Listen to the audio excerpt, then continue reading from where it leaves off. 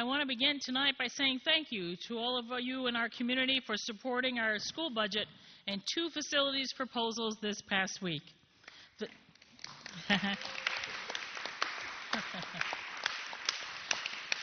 The strong support that our voters provided was a welcome boost as we enter the final weeks of this school year, with our focus clearly set on 15-16 and beyond.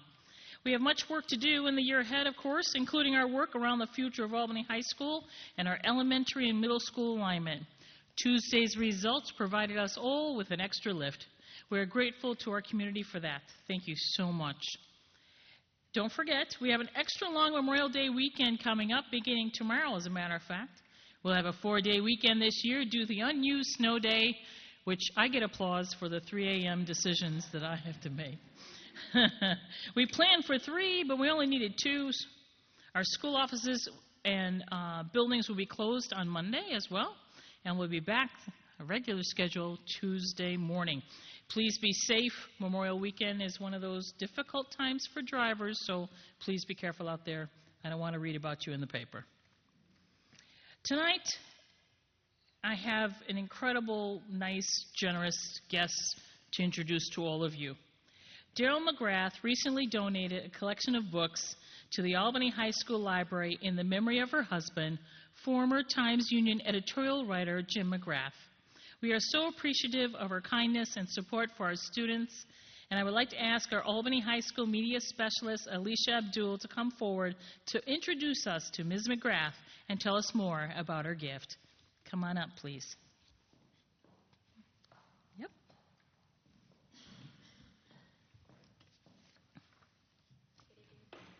You have to turn it on. Good evening to the board. So as Dr. V just mentioned, I'm going to introduce Daryl McGrath, and then I'll talk a little bit after her words about how the books are going to benefit Albany High School and the library. Thank you, Alicia. I'd like to, first of all, thank the superintendent and the board for this time. And I'd also like to thank everybody who's here tonight. In my day job, I'm a senior editor at NYSET, the union that represents the teachers, paraprofessionals, staff in all of our public schools. And I think the thanks should go to all of the people who are here on a work night to follow the work of the board. It's fabulous to see.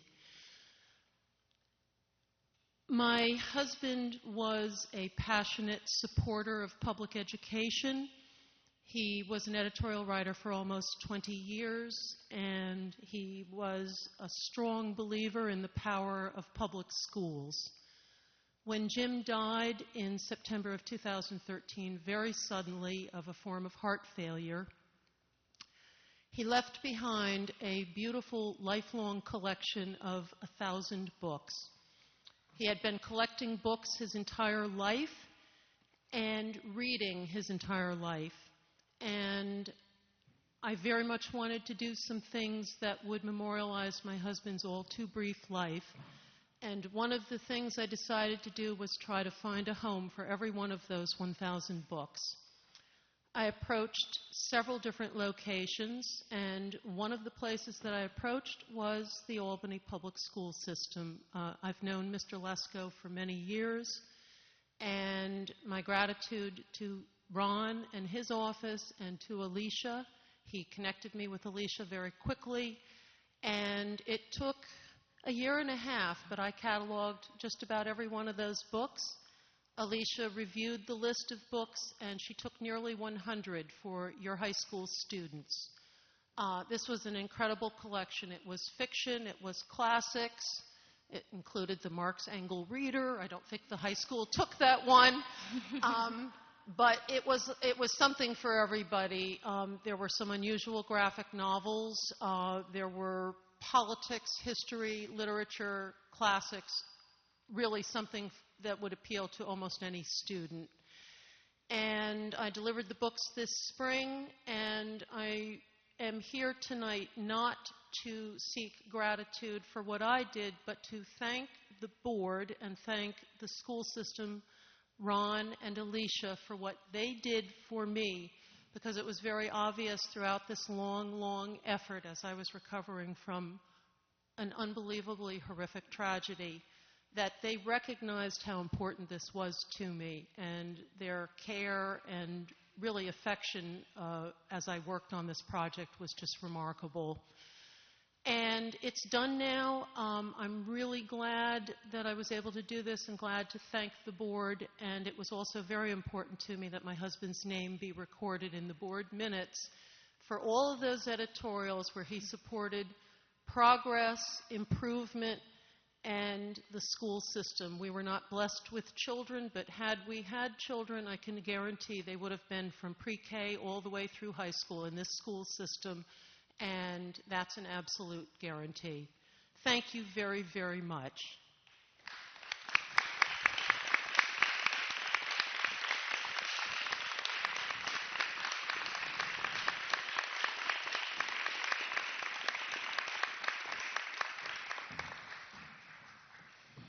So the library took approximately the 100 books, and we're going to spend the summer cataloging the books. But the second part is something that I was able to show Daryl when she came, which is years ago, the libraries purchased book plates that are stickers that would go inside the books. So when we lost Diane Swierzowski a few years ago to cancer, her husband decided to donate the money that was raised to purchase historical fiction for the library. So inside went book plates for that. We have some collection from Tony McClement's family. And so now the same thing. We'll have the assiduity sticker that marks kind of the Albany Public Schools motto. Put Jim's name in there and then catalog those. And so as she mentioned, there's a lot of classic fiction, but also some contemporary fiction, and a lot of political and social studies that we decided to take. So it was nice to go through those lists as she sent them over the course of the year and a half. So we'll spend the summer doing that, and then we're going to, at the beginning of the year, make a display so that all the students and staff can see all the work that went into it and what is available to them to check out from the library. So we thank her for the donation. Yeah, actually, if I could just add, thank you so much. I, along with, I'm sure, every board member and most people here, your husband's words meant so much, not just about public education, but on many, many different things. And it is an absolute honor that his legacy will touch our children and my children specifically too. I will be telling my children about this, and it means a great deal. So thank you so much.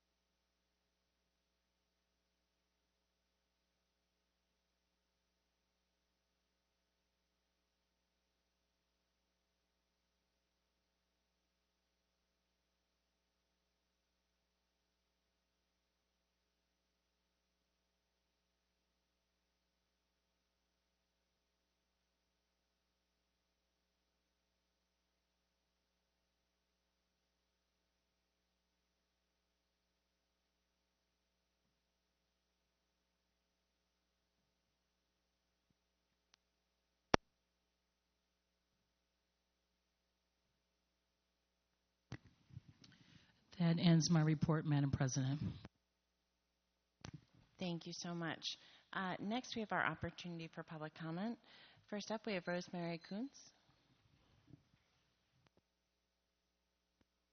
And I'm so sorry, I'm supposed to read a public comment statement. So as you're coming forward, I will read the public comment. You can just come up, and you're going to sit right with us over here, but I'll read the public comment statement as you're on your way up. The Albany Board of Education welcomes district residents, parents, students, and other people to our meeting. Community involvement at board meetings is encouraged so that we can better understand your views. Please be aware that by law, individual student information or particular personnel issues cannot be discussed at public sessions of the board. When recognized by the board president, please state your name and city of residence. Statements are restricted to a maximum of 3 minutes, and speakers will be notified by the board president when their time has expired. We take public comment very seriously, and careful notes will be taken. However, the board generally does not respond while the meeting is in public session. Sorry about that. Thank you, Mrs. Kuntz. You may go ahead. My name is Rosemary Kuntz, and I live in the city of Albany. And I had 3 children to go through Albany High School, the whole public system from kindergarten up. And I was very proud of that, too. We are all aware Governor Cuomo imposed special legislation within the 2015 New York State budget related to placing historical underperforming New York State schools in receivership and ultimately possible receivership. 3 schools within the city school district of Albany will potentially be impacted by this legislation, and Hackett Middle School may be impacted immediately. Within the legislation, the Office of the Superintendent is responsible for developing a 1-year turnaround plan. After the year, the plan and the results will be evaluated to determine next steps, which could lead to receivership, either with the superintendent or some other entity or persons appointed to lead the receivership. This is very unique and unprecedented, a situation which warrants strategic preparation and focused action by the district leadership, which is the Albany Board of Education. Leadership of the school district is the most important decision the Albany Board of Education makes, and in the light of the imminent receivership situation, the county is requesting that the superintendent's contract renewal be discussed in a public forum. It is imperative that the students, their family, district staff, district stakeholders, New York State education, and New York State government leaders all understand how and why this decision was made. With the state government spotlight on the city school district of Albany, the critical decision of whether or not to renew the superintendent's contract at this critical time should not be made in the shadows of executive session. Thank you. Thank you very much. Vicki Smith.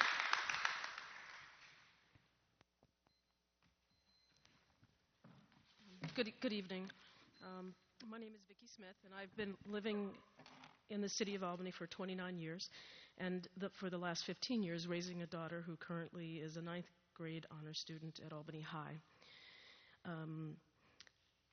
She is a good student. I'm glad that she has me, but I'm concerned about all of our kids. It's not enough that she has me. And so I want to make mention of that. I do also want to congratulate the board, superintendent and staff, and fellow community members on the passage of the budget and the facilities propositions. I think that's a good thing. I also want to disclose that I'm an employee of the New York State Education Department and have been for the past 27 years. I'm currently the coordinator of new school development within the charter school office, which is also one of 2 offices under the Office of School Innovation, which is where the school turnaround office sits, and that office has responsibility for your SIG grants. So I say that and share that to introduce myself to you as someone who is interested in filling the board seat vacated by Mr. Egan. And I want to say that I know that we all say and we all know there's a sense of urgency about what has to be done. And without pointing fingers, placing blame, I'd want to step up to the plate and own the problems that we have by being a member of this board, to work collaboratively with you to take the leadership. It's our job, or the board's job, to steer the ship, to provide good governance, and it's the superintendent's job to manage that, to get the job done. And in my experience within the charter school world even, and public school districts at large, so often the problem is that the board isn't governing properly. And when that doesn't happen correctly, the superintendent cannot do his or her job. I don't know if that's the case here, but in sitting in meetings over the last 6 months, I am concerned about the leadership of this board, and we have to get on the same page about what's to be done and how it's going to be done. So thank you very much. Thank you very much. Lataya Brown?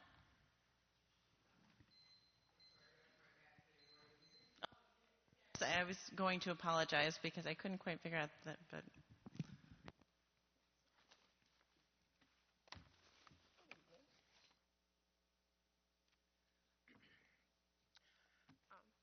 Good evening. My name is Latoya Brown. I live at 291 Elk Street in Albany. I've been a resident of Albany County my entire life. I went through Albany City Public School System. I graduated. Currently, my daughter is Dream Baker. She's a 7th grader at Hackett Middle School. I am here before you also with concerns of the pre-receivership and eventually the receivership. I do not want my daughter's school to be under anybody's hands but the hands of this board. I know that the superintendent's contract is public knowledge, and as I've heard, it is up for renewal or to be ended. But as a mother whose daughter is in one of the top 3 schools that can be put under receivership, I don't feel that the superintendent should not be given her chance to help build our schools back up. I don't think that sending our superintendent out during a time when the schools need her the most is the best decision that this board can make. I feel that I tell my children that nothing beats failure but a try. She needs to have her chance to try. I would like to explain. I'm sorry. I get upset. I'm getting emotional because my daughter loves Hackett Middle School. She is an A+ student. She is an honor roll student. Tomorrow she goes on a trip to Canada with her French class that she is raving about. I worry when she starts her 8th grade year next year. While all these changes are being made, while this is happening, what will it leave for her if the superintendent is pulled? What changes will happen in the middle of her school year that may affect her? I also have a 9-year-old that she's not starting middle school soon, but she will. And if these changes go against, or there is receivership in Hackett Middle School, what will my 9-year-old be walking into when she goes to middle school? I am a parent with a child in these schools, in Hackett Middle School. I want nothing but the best for all of these schools. I want all of these schools to be topped up. I just want to say, please put our kids first. You know, please, any decisions that have to come, just let them come after. Thank you. thank you so much. Next up, we have an action. We get to certify the vote canvas. So can I get a motion to certify the vote canvas? Ms. Adler, a second. Mr. Bruce, all in favor? It's unanimous.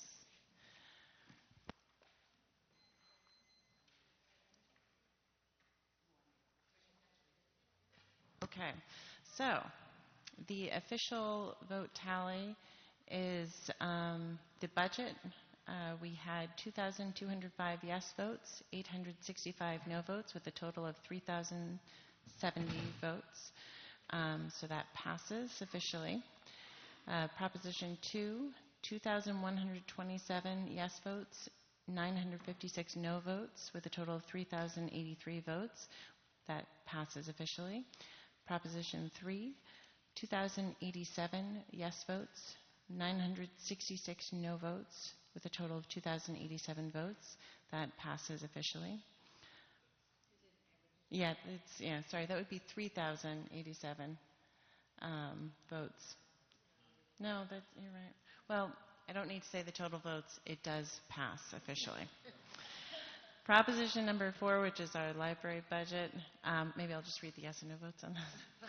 2,177 yes votes, 879 no votes, so that passes as well. And library candidates, Alyssa Kane with 1,715 votes, and Michael Neppel with 1,372 votes will serve on the library board. Leslie Paparone received 1,137 votes. So thank you all so much, especially people that came out to vote, and move forward. Next up, we have an information item on receivership. Dr. V.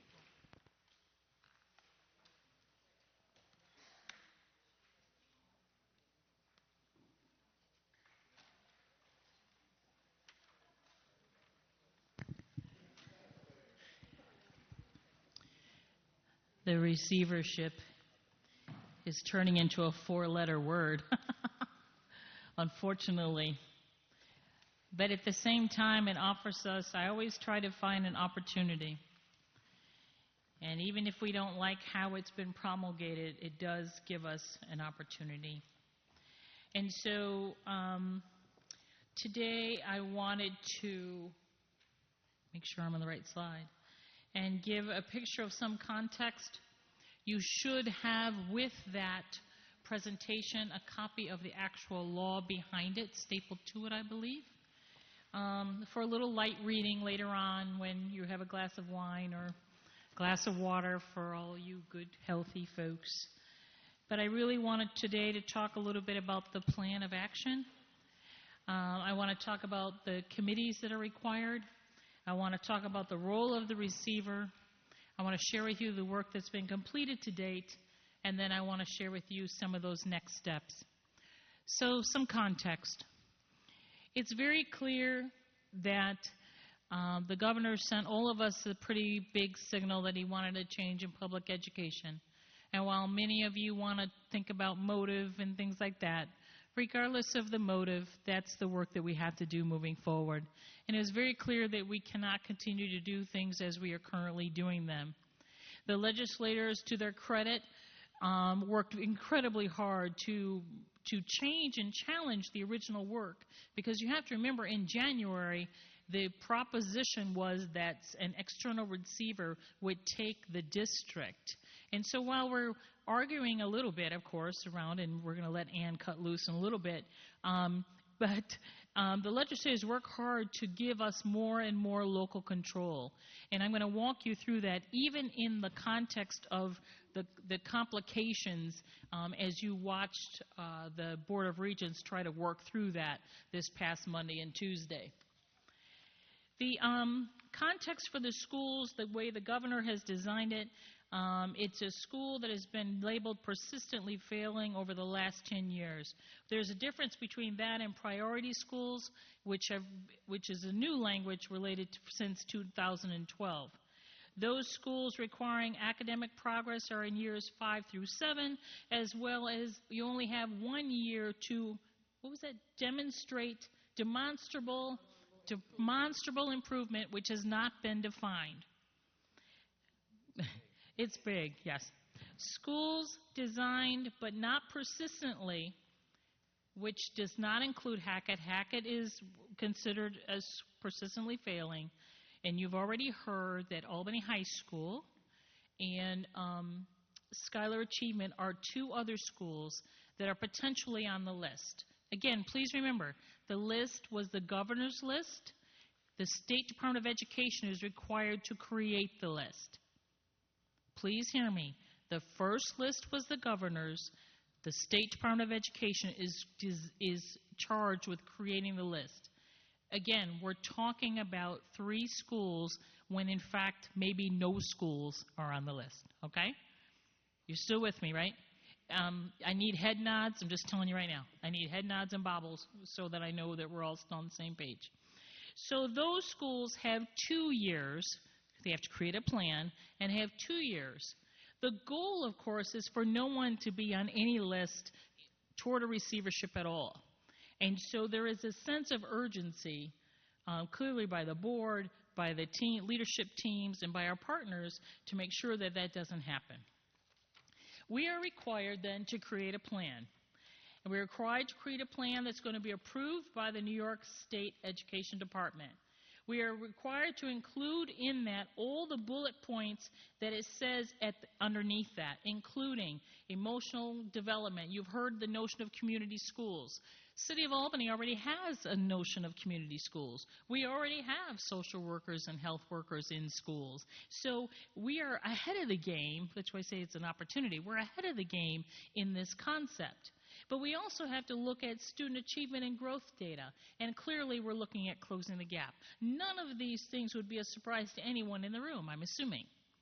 And all of these things are currently being measured and evaluated and submitted to SED through the School Improvement Grant. So none of these are a surprise. At the same time, because we don't know what the definition of demonstrable improvement, we're not quite sure what that's going to mean for these measures. But it's very clear that there are measures that they expect us to use, and those are listed on the previous slide and this slide.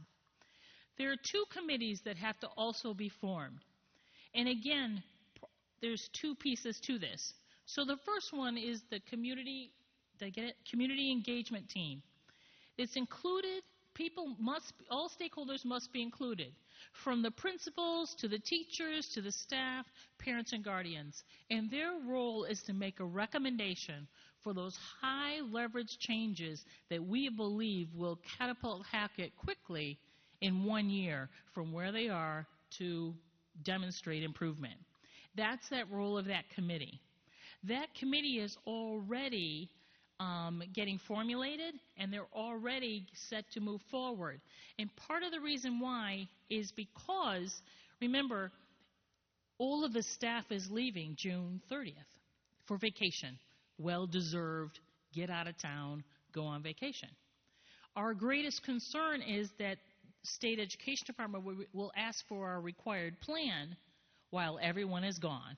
And so we're trying to build the tentacles for the plan in case in the summer we have to submit that. So there is a sense of urgency with that. The other committee that has to be formed is a committee called the Staffing Committee. This Staffing Committee is in place only if the receiver decides that it's going to change or challenge staffing dramatically, with up to 50% of the staff being transferred, moved, etc. Or if you're going to abolish positions, you're allowed to do so. And so the Staffing Committee is the one that's going to sit, and when teachers and staff members are coming back to reapply for those positions, that Staff Committee is the one that's going to make the staffing recommendation to the receiver. Make sense so far? Here, okay. Now, this is where this gets really complicated, and it's a strange setup.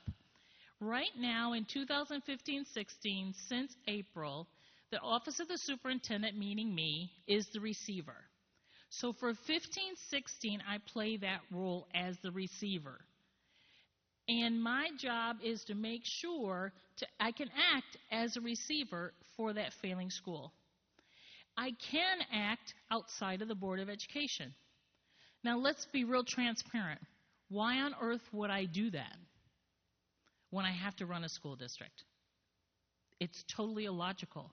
It works against how we're trying to work together. And so part of the issue is, how do we manage the receiver role as well as provide the support, in this case for Hackett, and the sense of urgency to get that work done? So, for example, it says I could change and challenge the school budgets. Well, we can do that now through the SIG grant. That doesn't change our relationship. But I'm not going to change this relationship in order to serve just one building. I'm the superintendent for the City School District of Albany. That's 9,000 children, not 600. And I love Hackett, so please hear me. Okay, we're going to do everything for that. But it's illogical. And as everyone has talked about across the region, there isn't a superintendent that's going to act in those ways that we could do according to the law. It's illogical in your position. I could also, of course, replace the curriculum, increase the salaries. There we go, people like that. Abolish positions, require professional development, convert to a community school. But our dilemma, of course, with all of those pieces is the unknowns which I spoke of earlier. The governor's list I told you includes our 3 schools. We don't know what the New York State Education Department will do. We don't know what it means to have demonstrable improvement. That's not clearly defined. We don't have a timeline or a template for the plans that we are to submit. We don't know how we're going to access the $75 million that's supposed to be coming, not $75 million, a percentage. We don't get it all. Really, $75 million. Okay. We don't know how to get that funding yet. And we don't have a timeline yet for the submission of the plans.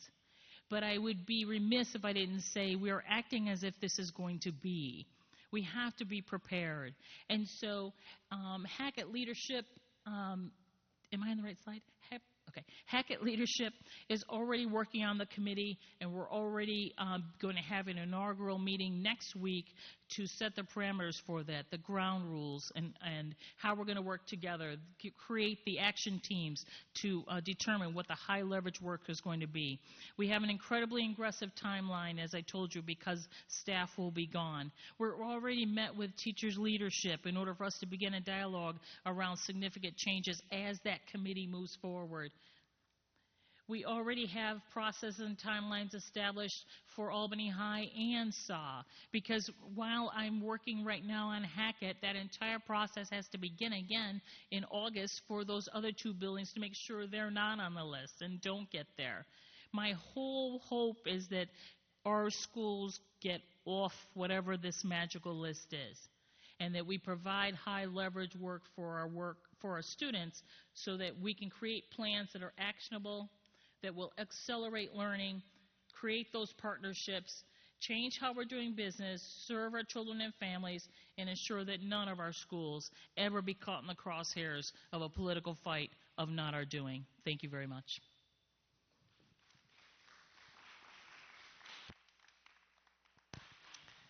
Thank you very much, Dr. V. Do we have any questions or comments? I wanted to just take a minute. Dr. V has heard me personally expound on my frustrations with the way this law is structured and the potential for its impact on public education across the state of New York. Sorry, it's been a long, long week for me. We have an urgent situation for every child in Albany. And we understand that urgency, and I believe that we as a team are going to take the opportunity presented to us by the receivership superpowers to make the most of that for our children. But when I look at the long-term impact of a law like this, and this is nothing that this board controls, this is a state law that we cannot affect except by choosing different legislators and gubernatorial candidates. And I think about how the incentives are structured for teachers and principals to choose to teach in the schools where it is the easiest to teach, instead of in the schools where the children need the teachers the most. I can't even find a way to understand how this could be seen as a good thing. We need to incentivize our best and our brightest to teach where they are needed the most and not where they are needed the least. And that's what I have to say.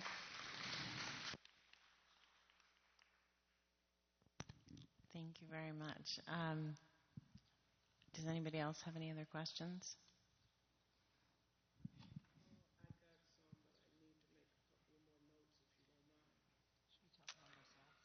I can just say, I will say quickly that I think that one of the biggest lifts that we have right now from where we're sitting is Dan is absolutely right. We're in a situation where the most recent set of laws that will hopefully, they're being amended and hopefully they will continue to be, but at the very least, the climate is making it incredibly difficult for anybody to want to teach any child that does not come from a perfect home.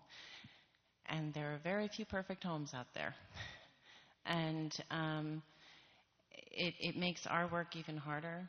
And fortunately, we have a very dedicated group of people on the board and in our staff.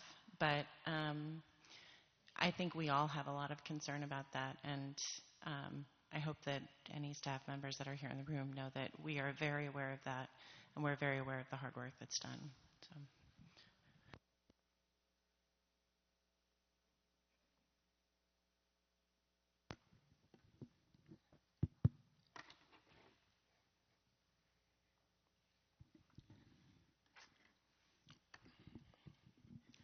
Unfortunately,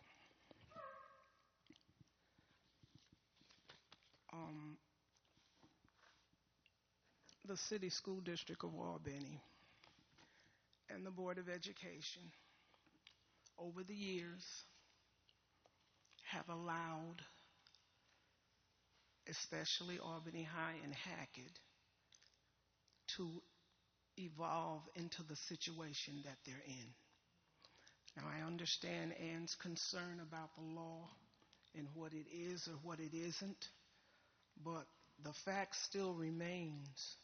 We have to look at ourselves and what we have done over the last 10 years in our district to allow 2 schools to fail for 10 years.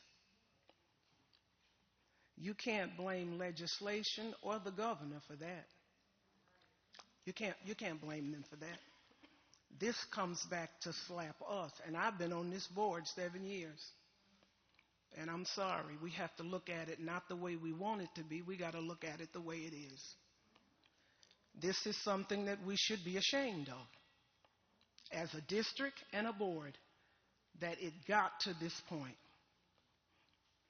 And now, from the emails and texts that I get and have been getting constantly ever since this receivership came into being, there seems to be much concern about the fact that the legislature states that the superintendent is to be the receiver.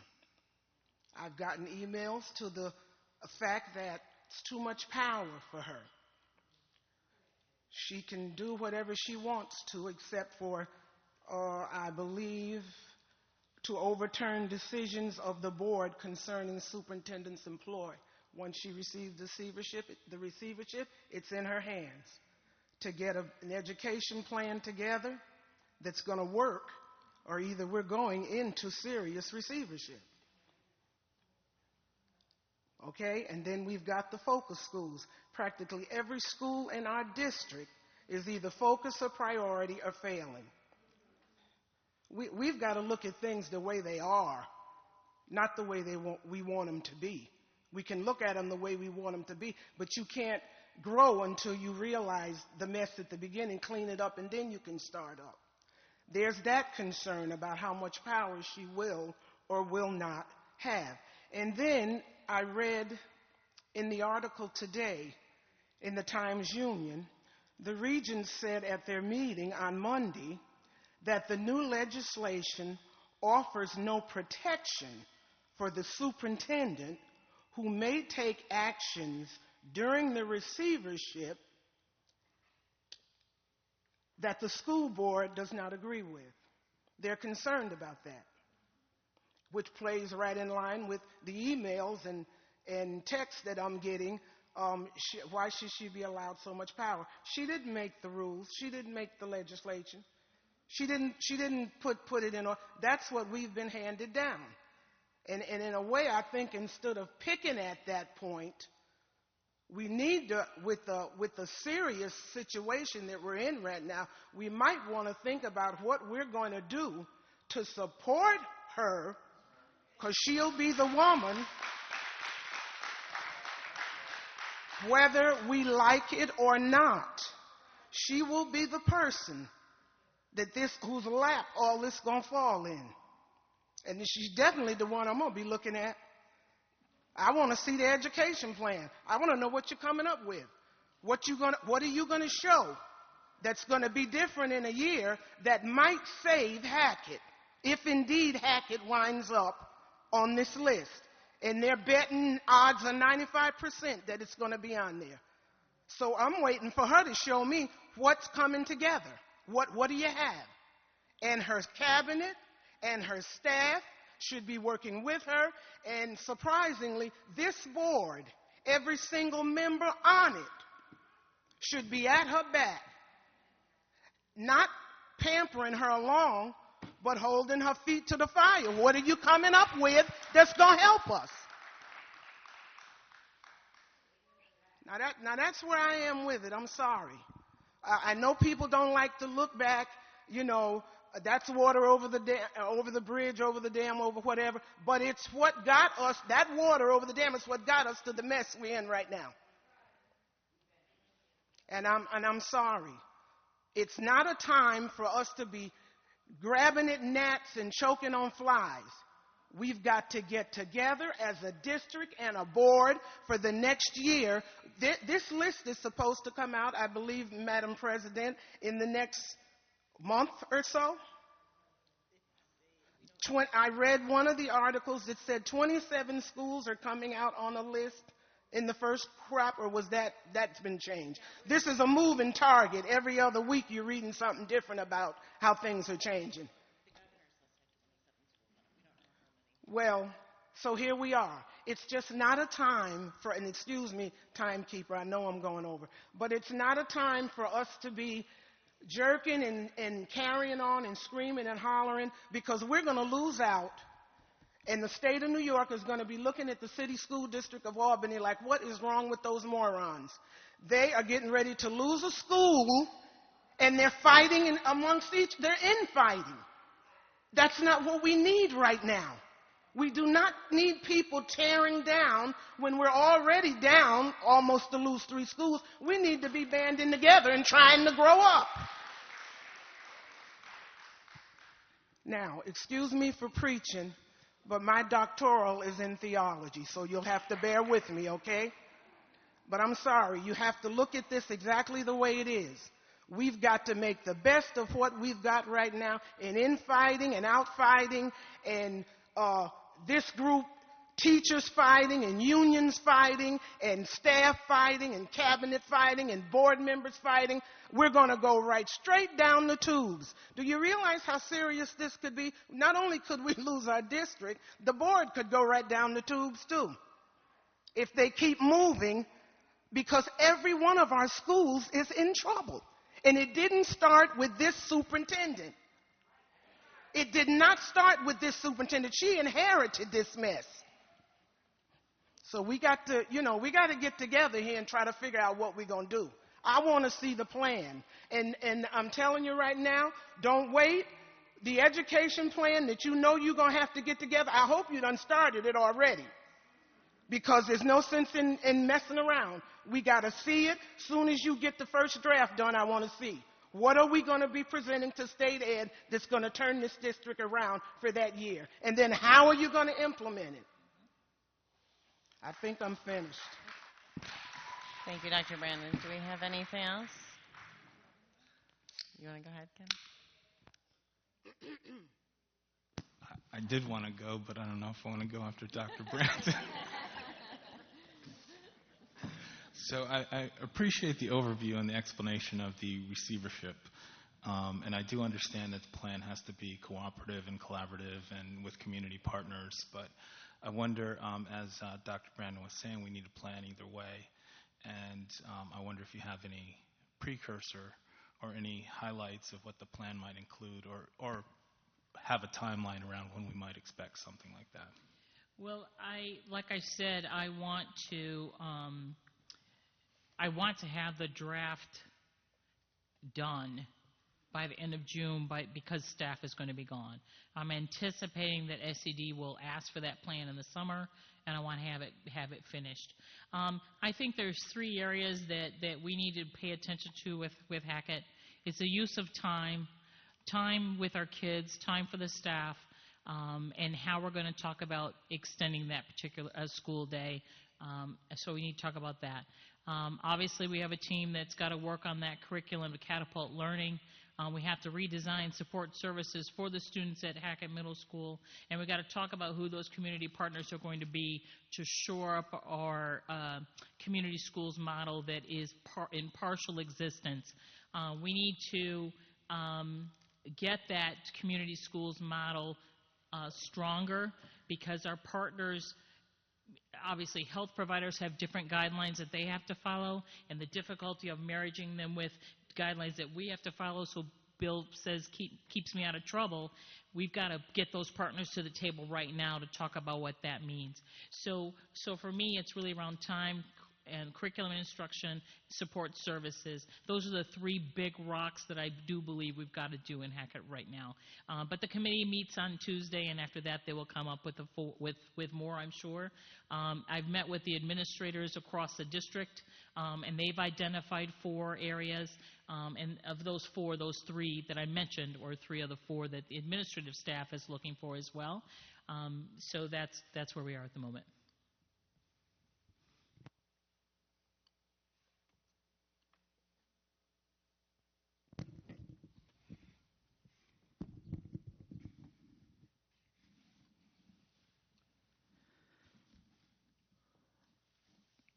There's a joke that goes, or not a joke, maybe like a little adage or metaphor, where somebody kills both their parents and then throws themselves on the mercy of the court for being an orphan.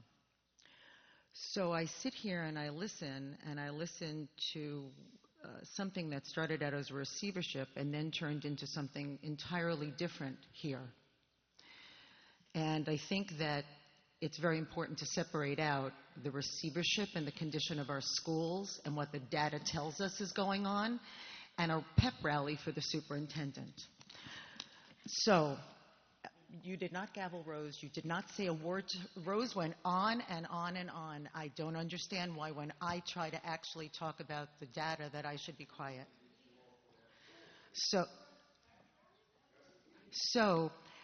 What the data shows us is that first of all, the reason I use that thing about the orphan and the definition of chutzpah is because during the budget process, the very things that should have been in place in the budget for the schools that may show up on the receivership were actually not in place. When I came to the board and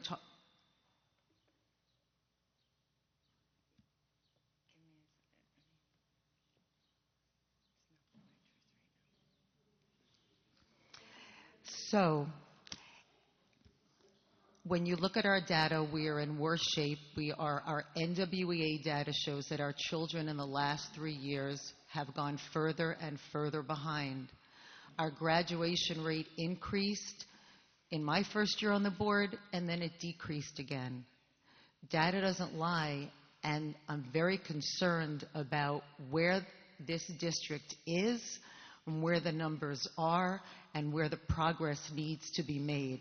And I think we need to keep our eye on that ball and on what we can do to actually change the educational and academic outcomes for our students.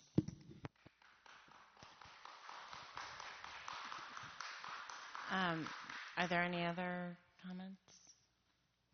Thank you very much.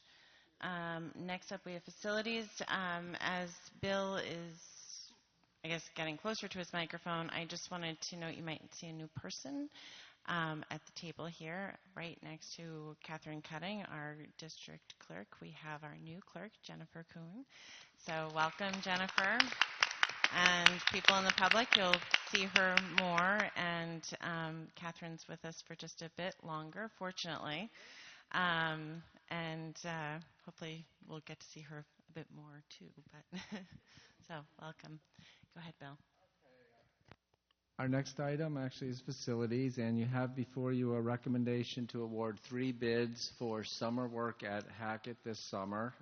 It is to repave the parking lot, so those that go there regularly will be happy about that. The parking lot, and also we're going to put in backup generators. It won't light the entire building when the power's out, but it will carry on the heat, wireless computing abilities, and certain kitchen equipment so we don't have food spoilage. So there'll be some reserve backup power anytime the energy goes out.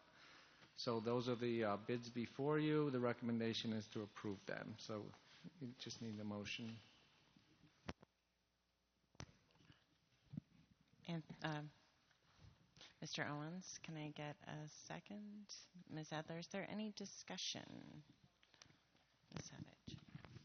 Bill, do you have, number one, any insight into why we only got 1 bid for the plumbing? And number 2, did you have a projected cost for the plumbing, and how does the 1 bid compare to the projected cost?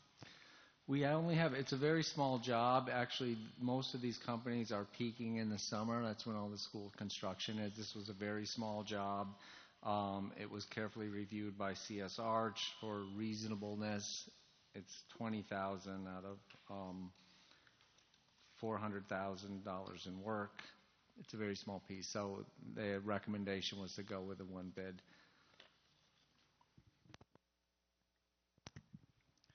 Any other questions? All in favor of the contract? It's almost unanimous. Mr. Bruce is not at the... Next up, we have a discussion policy review.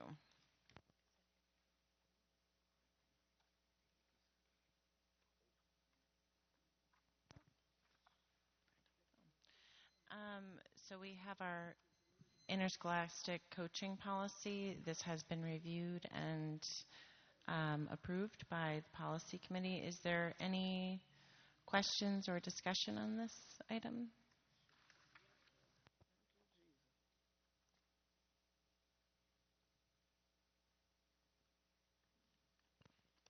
Does not look like it. So that will come up next board meeting for an action item.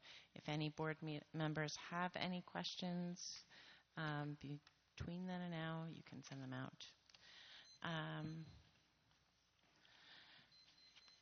Next up, the budget, which I believe we do not actually have to have that vote or that discussion. So that just saved 20 minutes of everyone's night. You're welcome, and thank you for those who came out to vote. Next up for discussion is the board vacancy. So I wanted to make sure this got on the agenda so we could have an official final discussion. We've been having it during the budget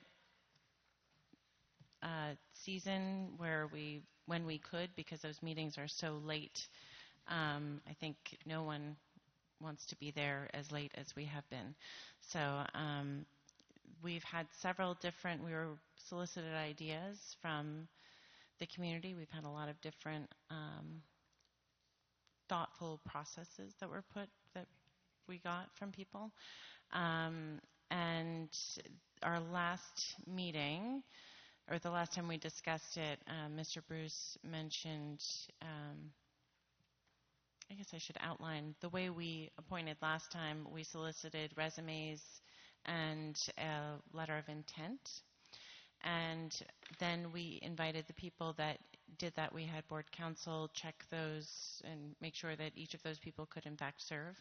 And we did actually. And he checked them, and we, after that, we then asked those candidates that were able to make a statement. They each gave a 3-minute statement, and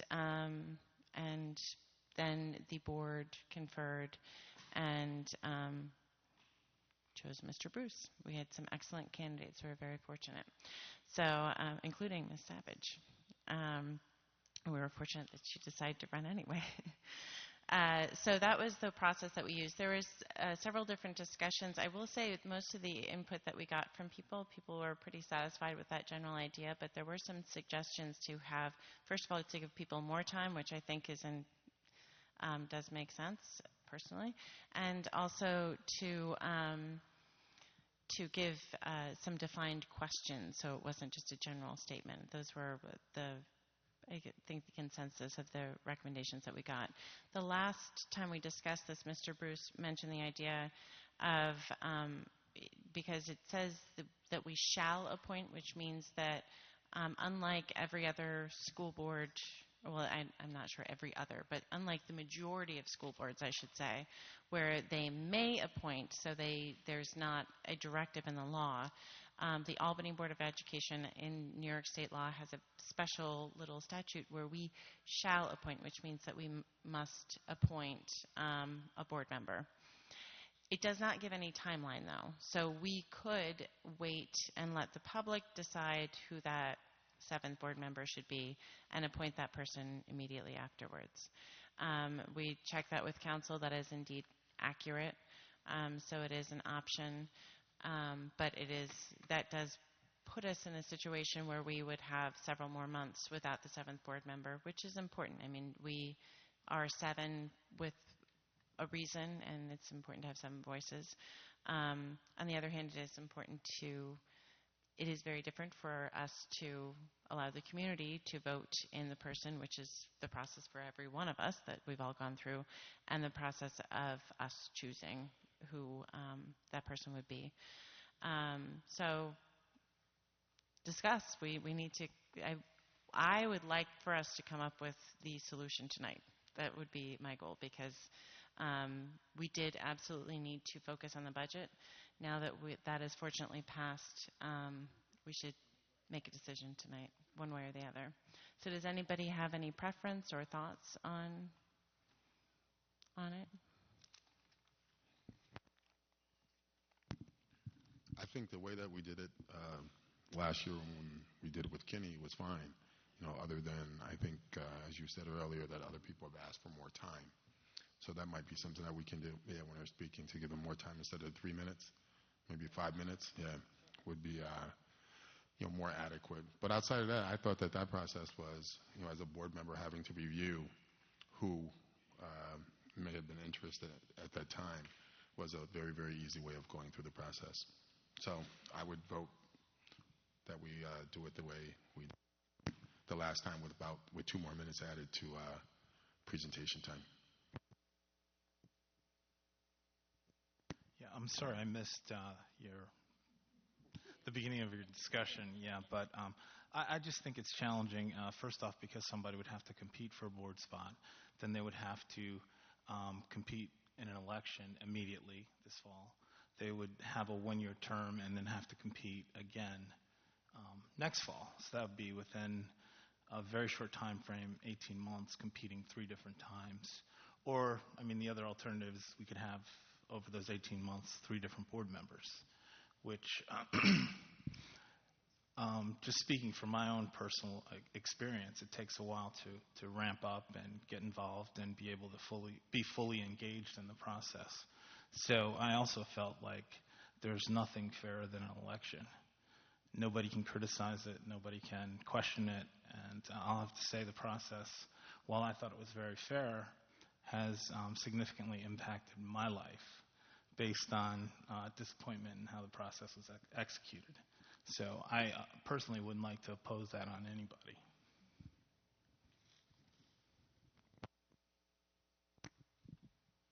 I know you want to weigh in, Ms. Savage.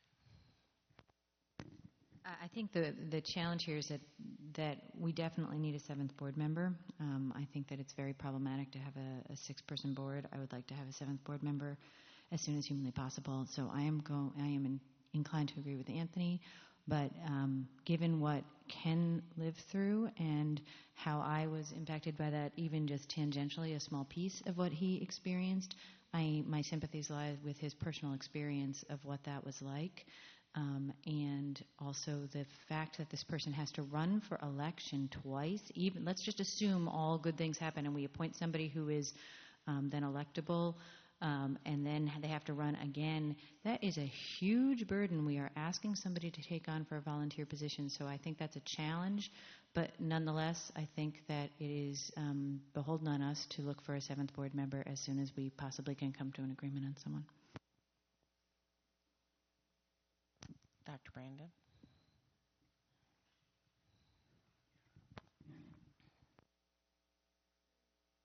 I tend to agree with Anthony.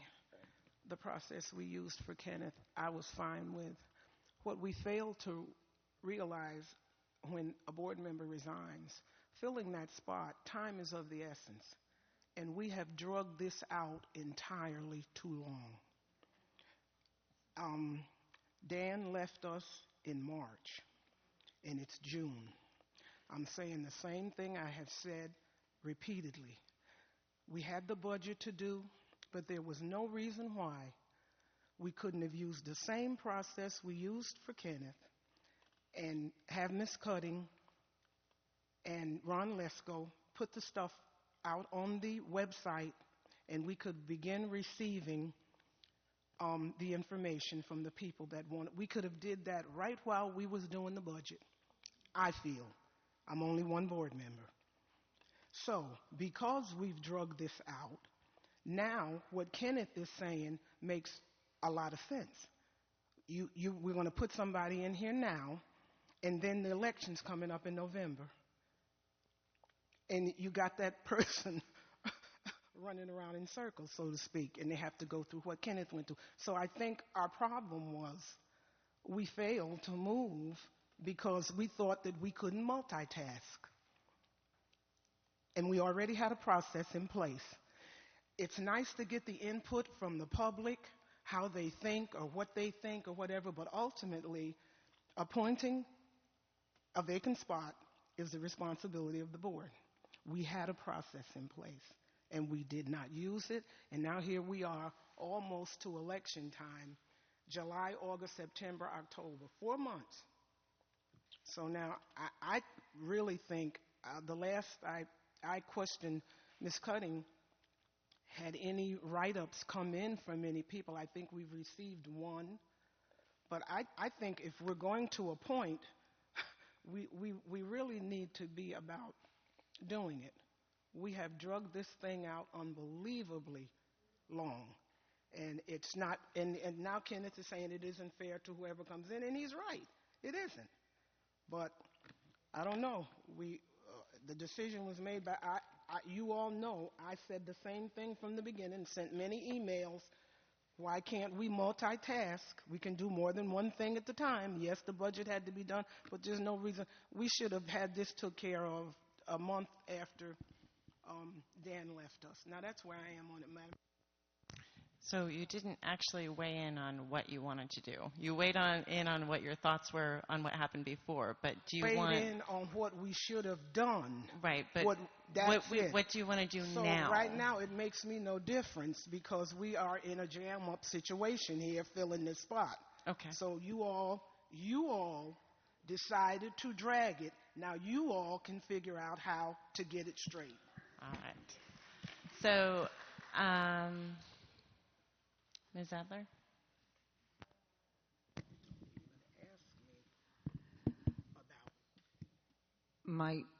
I actually don't care whether we go with what Kenny wants or whether we appoint now. I do know that the timing is not all that off from what happened with Felicia when she resigned.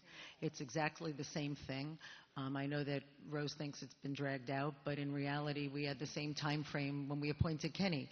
So I understand what he's saying. Luckily, there was more time left to the term of Felicia's that he inherited, because unfortunately it's the operation of the statute. It's nothing that we're doing. It's absolutely insane that somebody has to actually run again. It's now the end of May, so if we set 30 days, we're talking about not actually deliberating till July. People... Oh, no, we don't. 15 days for people to get their applications in? I think that's part of the discussion. Sure. If we decide that we're going to appoint, then we need to decide the parameters of it. It's like a Hobson's choice. just there's no one right answer, and I usually have very strong opinions. So this one is just here we are with a one person with a 1-year term, and I understand what Ken's saying. Even if what happened to you was nicer and an easier route, I still think it would be a difficult position right now with this 1-year term ahead. And I'm actually open to either way. I think it's I feel a very similar way. I think that we're in a situation where whoever fills this term, so a reminder, there are 2 seats up. So one person will get, the top vote getter will get the 4-year term, which could be the person potentially, if we appointed someone, they potentially could get that top vote slot. And we're in a difficult situation. This is the law, where whoever comes in second place only gets a 1-year term. And if they wanted to remain on the board, would have to run again at that point. And that's, it's unfortunate. It would be much better if there was an ability to appoint right now to finish out Dan's term. It's not legal, though. So it's not something we can do. So I guess that we're in a situation. Yeah. Jeff, if you could just once again.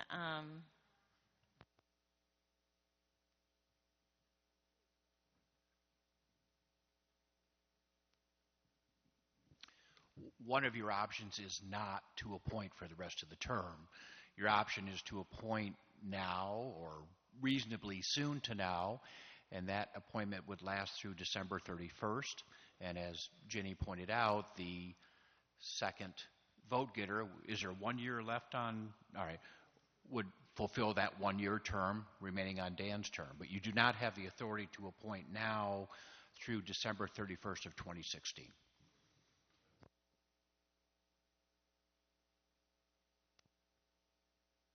You can appoint, you have 2 options. You can appoint now till actually December 31st.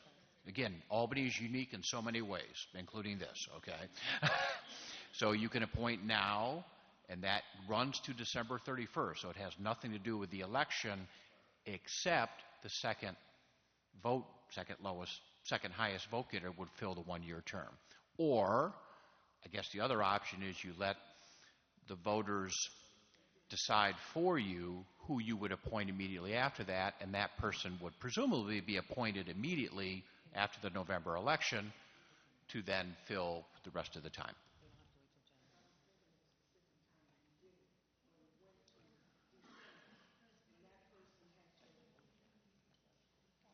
It always runs to December. Even in all the other school districts, think of it this way.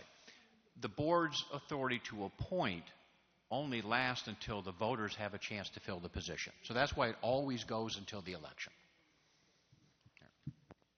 Right now, it is what it is. Put the information out there. If somebody decides that they want to do it, they do it. If they don't, then they don't. So it makes no sense to keep talking about this. So there's Anthony is definitely one for appointing right now. Kenny, you seem to prefer waiting till after the vote. Is that correct? Yes. And appoint right now. Rose is Anthony. Sue and I don't. I'm. Yeah. Well, I'm good with that. Like whatever. There's a majority there, so that works for me. Yeah, I just wanted to weigh in. I wanted to offer my perspective. I don't have a very, very strong feeling either. So I've expressed my perspective. Let's appoint. So now that we've decided. Oh, I'm sorry. Let's take applications for appointing. That is very accurate. But let's just quickly figure out the process so that we can move forward. So we will take applications for appointing. Do we want the same thing as before with the resume and a letter of intent? Does that sound good to everyone here? Yes, that's excellent. I just think as we said the last time we had this conversation, some number of months ago, all of the material, it should be very clear that anything that is submitted to the board will be publicly displayed on the city's website, and there will be no need for anyone to foil that because we will display it on the public's website from the get-go. The only thing that I would add is just the options that were put out by Jeff, just be put on the website, or that people are informed as to what will happen if they do this.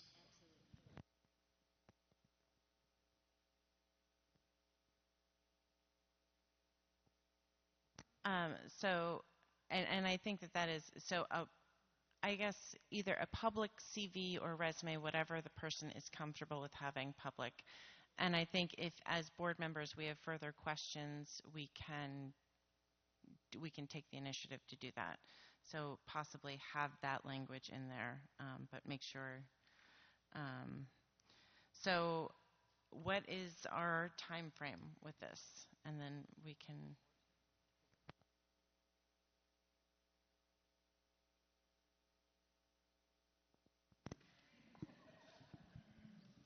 I think 30 days is way too long. Having just been through this, I would say it takes you a week-ish to figure out if you want to do it. Talk to the people that are in your life and make sure that they're willing to support you in this incredible commitment that your family is asked to make, as you are, and then maybe a couple of days to put your resume or whatever materials you're going to submit together and write a letter. So I would think from the time the announcement goes out, certainly no more than 2 weeks, and maybe a touch under could be doable, but certainly no more than 2 weeks. So what I would suggest, since we are kind of governed by board meetings, and if this seems ridiculous, just let me know. But we have a board meeting June 4th. If it's possible to, I mean, do people feel that June 4th or June 5th?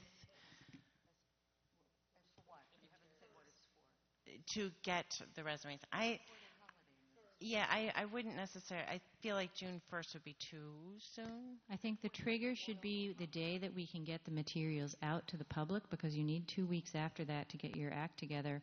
So as much as I love Ms. Cutting, I don't think there is any reason that she should come to work tomorrow when the office is closed to put this together, nor should she come to work on Memorial Day to put this together, which means that look at her, she says she's coming to work. Okay, well, that's her boss, so you talk to her. But so I think the soonest this goes out to the public, because I think we're going to want to review the text, especially because we've asked Catherine to add some new language here about public information and about the fact that you're going to have to run twice in succession, is that it doesn't go out before Tuesday or Wednesday of next week. So then 2 weeks after that would be the 10th. Is that right? Right? 2 weeks after. 2 weeks after the materials hit the public, whenever Ron publicizes them, we just set the date for 2 weeks after that. It doesn't have to trigger for a board meeting, because nothing's going to happen at a board meeting. It doesn't have to be related to a board meeting. Well, but my reason for triggering, that's fine, and it still works for my board meeting thing, because then we're meeting on June 18th, and we could have people speak on June 18th. So regardless of, I think that still gives us enough time. So the plan would be to have the material out sometime midweek next week. Would that work for you, Catherine? Yes. So then June 10th, we would get the materials back by, with people speaking on June 18th. So that is set. The next stage, I would say, I also agree. Do we have consensus on giving people 5 minutes? Yes, there are nods, 5 minutes. And then the other layer is there was suggestions on giving people specific questions ahead of time. Now, I like that idea. You want to write them? Oh, that's true. That was nice, I think.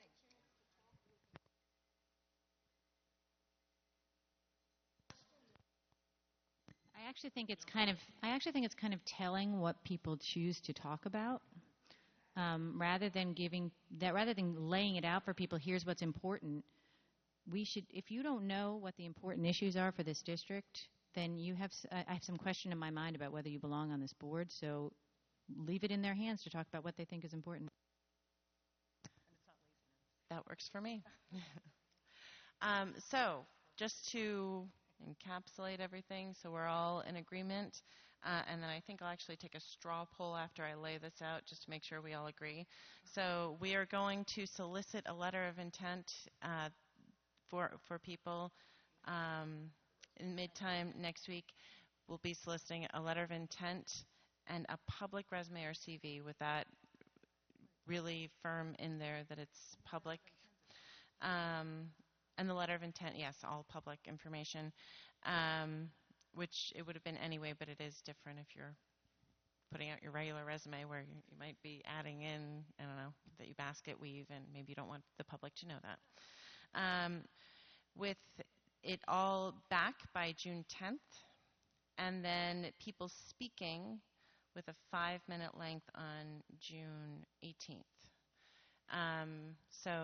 And then after that, the board, we will meet to discuss it and look at next steps. So a straw poll, so just kind of a hand up in the air of people that are in favor of that. Rose? Okay, that's all of us that are straw poll in favor of that. So that we are done with that. I'd like a motion. I'm sorry, to amend the agenda. So could I call for a motion to amend the agenda to include field trips, additional contracts, brighter choice lease resolution, and an appointment under routine consent? Hard copies are at your place on the dais. Ms. Adler, could I get a second? Mr. Owens, all in favor of amending the agenda to include those items in routine consent? That motion passes unanimously. Could I get a motion for routine consent? Mr. Owens, could I get a second? Ms. Adler. Are there any set-asides? Ms. Savage. I want to just set aside the human resources items. I just have a quick question. I don't think it'll take very long.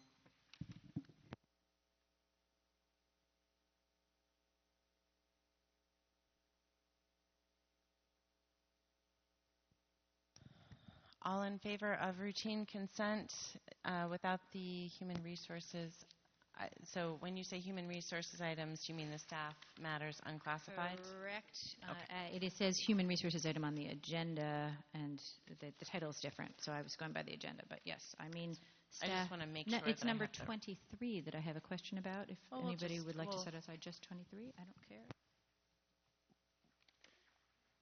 We'll just hold this whole thing. Yes. So all in favor of the, do you have another set aside? Okay. What is your set aside? It's the Safes Mangione.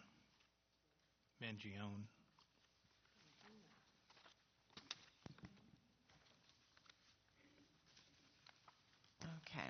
So all in favor of the routine consent minus the staff matters, unclassified, human resource items, and the Mangione. That is unanimous. Can I get a motion for the staff matters, unclassified, human resource item? Mr. Owens, can I get a second? Mr. Bruce, is there any discussion? I was just hoping to take this opportunity for some sort of a mini highlight update about summer school, since number 23 is teachers for summer school. And I have heard sort of muttering and rumor mill that summer school has gone through some improvements, and I'm wondering if those mutterings amount to any truth or not, because I'd like to know, since we got a discouraging report on summer school in the past. We have changed dramatically summer school to ensure that we were able to serve children for a full day. We've also made sure we had the 4 content areas instead of 2. We've also included the opportunity for students to engage in art and recreation and other ways in which they can do that work. And then, and music, sorry. And for the first time, that Encore staff has been able to, they'll be able to engage with our students over the summer. So I'm looking forward to that. I am optimistic that this will have positive results for summer school, and I thank you for the mini update. Mm-hmm. Sure. It's ironic that Ann brought that one up because I held the update from Tonda in the 518 update where I think it's being called 8th grade Summer Bridge Academy. Is that the same for 2015? Yeah, I held that out because I had a couple of questions about it. It sounds fantastic, but there, you know, hurdle to go over to get this online, in line. But I had held it because I wanted to talk to you to get some more details on it, soon, if we could sit down, because I was going to wait and bring that up at other business on the agenda tonight, but since Ann has already brought it up, I just thought I'd mention it. I saved your whole update packet, because there's some other things in there I want to talk to you about, too. But one of them was the new Summer Bridge, 8th grade Summer Bridge Academy is what it's being called now. Thank you. All in favor of staff matters, unclassified human resource items? That is unanimous. Can I get a motion for the Mangione? Yeah. Mr. Owens, can I get a second? I'm sorry. Mr. Owens was the first, and Ms. Savage was the second. Is there any discussion?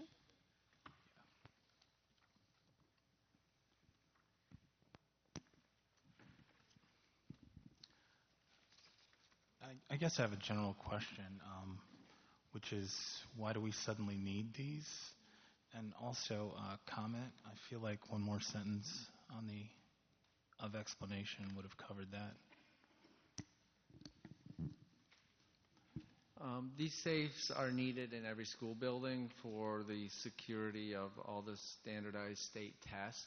Currently, we've been storing them in Academy Park. They have to be under very strict guidance. In fact, there's even specifications for every single safe we have to use. So you have this haphazard 10, 15 people are rushing in and out of Academy Park at 7 a.m., loading stuff in their trunk. It's been something we've been wanting to do for a while, but we finally actually put it in the current budget we're in to do this so that the tests go right to the school. They're secured at the school. Got it. Thank you.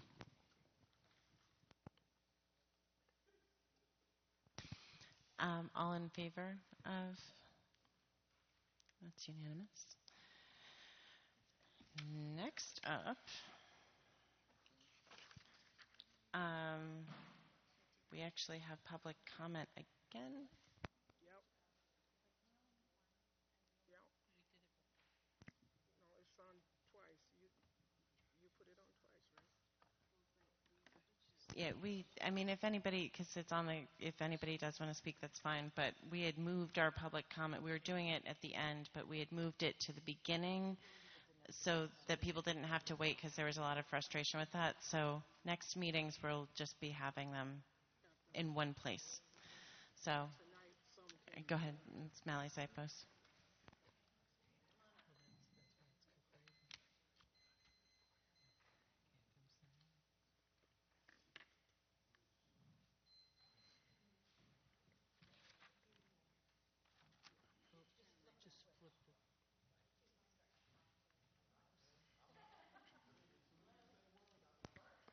Hello? There it is. Good evening. My name is Catherine Malley-Sipos. I live in the city of Albany. I'm a homeowner. I have 2 children. One goes to Hackett and the other goes to Albany High. I was not prepared to speak tonight, but I'm compelled to speak after the meeting. First of all, I'm glad that we had an approval of the budget. I'm glad that we can put that behind us. I'm glad that today receivership was put on the agenda and it was discussed, and thank you very much, Superintendent, for providing that information. If you look at the packet, I'm concerned because we're getting a very gentrified image of what receivership is. We don't have a choice. It was imposed on us, and I agree with everything that the board said. But here's the reality. The reality is this superintendent is going to be able, as it's in our packet, review and make changes to the school budget.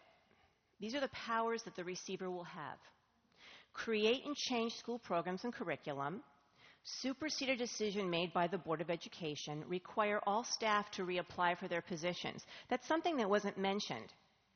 She has the ability to hire and fire every single person in Hackett Middle School if that school does go on the list. She will have the power to do that. These are just the facts. I'm not getting emotional, and I don't expect anyone else to be emotional, but these are the facts. Implement professional development for staff, which I think is a good thing. Expand the school day or the year, I think that's a good thing. Convert the school to a charter school pursuant to the law. So let me be very clear, folks. We're looking at a possible charter school scenario. Here's the situation, folks. Hackett is a persistently failing school. It has 1 year to turn itself around. And I have spoken to receivership about 2 weeks ago at the last board meeting. Don't laugh, because it's not a laughing matter. Please understand that after 1 year, we have a situation that's not going to be in our control, because we will be given to another entity, and it's very possible that we could become a charter school. Now, some people are supporting the superintendent, and some people may not, but I'm going to focus on the data. And the data is we've had 3 years of no progress. And we have to look at that, because we're being told by the state if we don't make progress in 1 year, we're in trouble, folks. I'm not going to sugarcoat it. If we can't make progress in 3 years, can we make it in 1 year, which is a scenario of a persistently failing school, which is Hackett. Thank you very much. And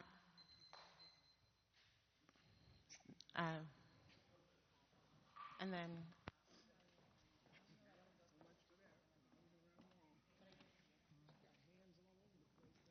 Good evening, ladies and gentlemen of the board. My name is Ellen Roach. I live in the city of Albany, and I wanted to comment briefly on the board appointment process. I agree with Dr. Brandon that this has moved too slow in this case. I think one of the reasons it's moved slowly is you do not have a process or a policy in place. You can't reinvent the wheel each time and discuss and go on and on. I believe the board should adopt an official policy with the number and the rule book on how you do it every time, because the fact is someone resigns every couple of years, because this is a very intense commitment. Some people can't do it for family reasons. Some people have other professional things that get in the way. Some people move out of the district. We won't talk about that. But there should be a policy in place, and the same policy should be followed each time. That would go a long way toward resolving any complaints of not being impartial in this decision. Thank you. Thank you very much.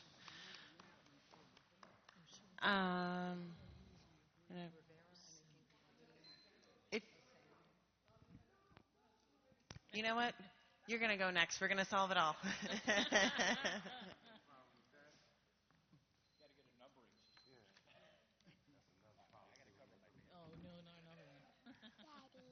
My name is Andre Rivera. I reside in Albany. I have a graduate student that graduated from Albany High School, and I also have a daughter there now. So I believe wholeheartedly in the city school district.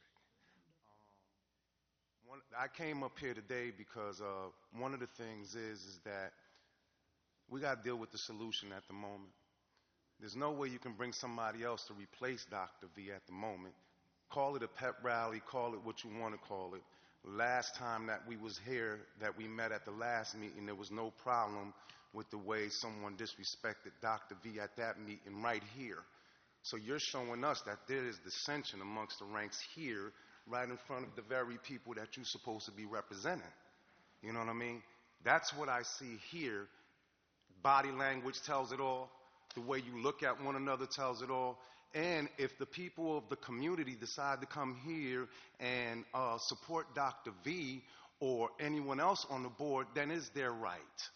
It is their right. They deserve the right to come up here. And Sue, I don't think you ever seen a pep rally down on Clinton Avenue or Henry Johnson Boulevard. So, and we can get one of those here now. If we could not do just specific board members, that would be what I'm saying is that Dr. V was disrespected by a board member right here. last time we met.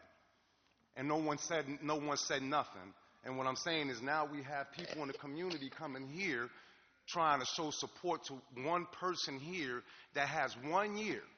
1 year. Like the lady just said, she got 1 year. You know what I mean? She can't do it alone. She needs everybody's support. And my thing is, as a person that supports the public school, that held all types of stuff out there against Governor Cuomo, you know what I mean, and all them other things, and organized and did all that, I think that y'all missing something here, and that is you have parents here who are willing to do anything possible to assist Dr. V and the board to make sure that we can at least be an active participant in the role, or at least doing our best to try to get this school going in the right direction. Because I don't agree with charter schools. I'm public school all the way. So I'm just trying to make you aware, and everyone else aware, is that if you need people from the community that are parents, that are involved, that are professional, that speak English, Spanish, Arabic, Chinese, I will go out there and get the people I need to recruit with the team that I got for a pep rally, if that's what you want to call it, to make sure that we get here and get you some support. That's where I stand at. Thank you.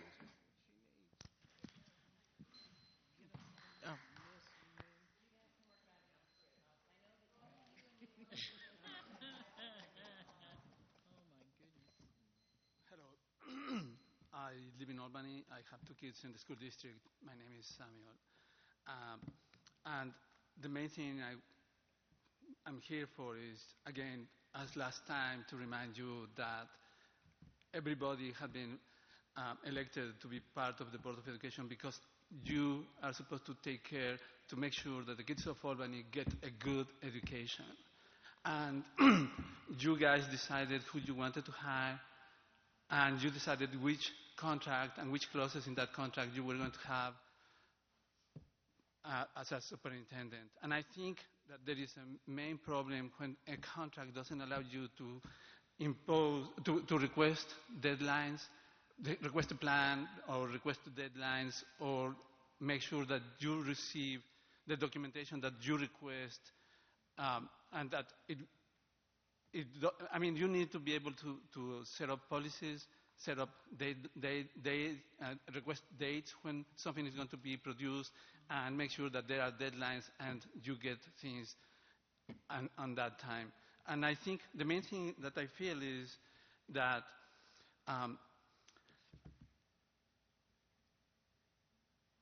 we need to make sure that we have a good contract for.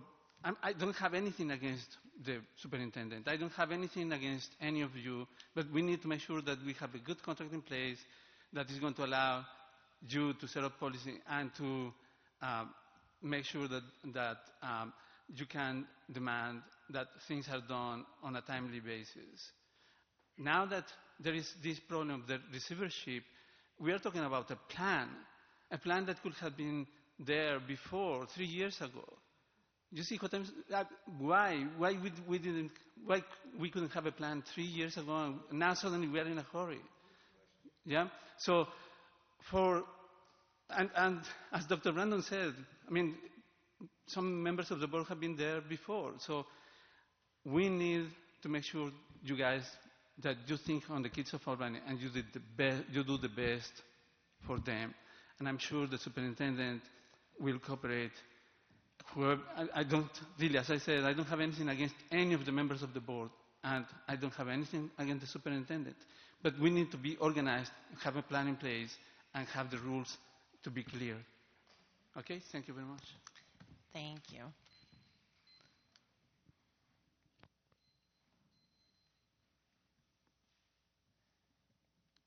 Good evening. Good evening. I'm back again only because I felt singled out by a board member. I'm not here to support one person on this board. I'm here for my children. Every one of you go home to your children. I go home to mine. When I go home to make sure I take care of my children. Part of taking care of my children is making sure they get the best education at whatever school they're at. My daughter leaves Hackett to go to Albany High School. So Hackett is just not on my list. Dr. V is just not on my list.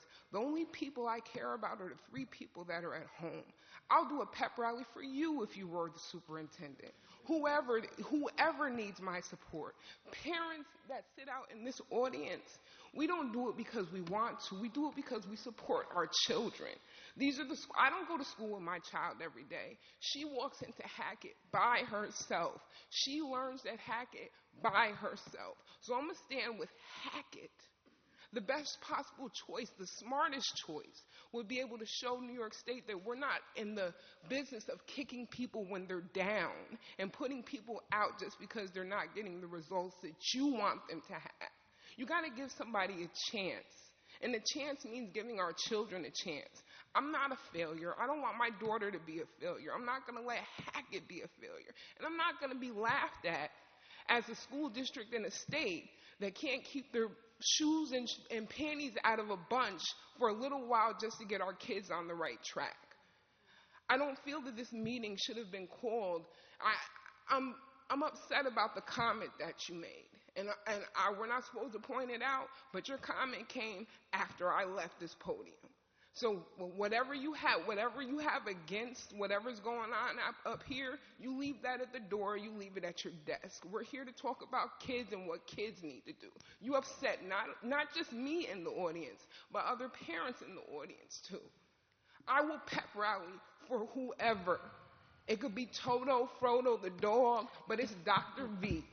So Dr. V, I'm behind you just like this gentleman is behind you for my child's sake. Don't ever make me feel like I'm in the spotlight again. You don't like what I have to say, you don't like it, but you keep your comments to yourself. Let's be professional. Thank you.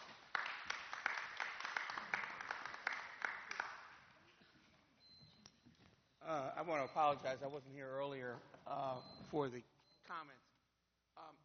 Hackett School has been a problem for a generation or two. For generations or two. I'm sorry I wasn't here earlier. Bernie, can you introduce yourself? Oh, I'm Bernie Bryan. I'm an Albany resident. My child has graduated from school a long time ago. But what I would say this, you shouldn't use receivership as an excuse. You should use receivership as an opportunity. What you need to do is you need to seize the moment and do some things, think outside of the box. Dr. V, I hope you have a truly bold plan, and I hope this board backs that bold plan. But under the threat of receivership, you should really think outside of the box and do some things that are going to make a real difference in some of our kids' lives. And the time is now. We've been kicking this can down the road for 2, 3, 4 generations. Time is now. Do it. I'm going to have Nolene.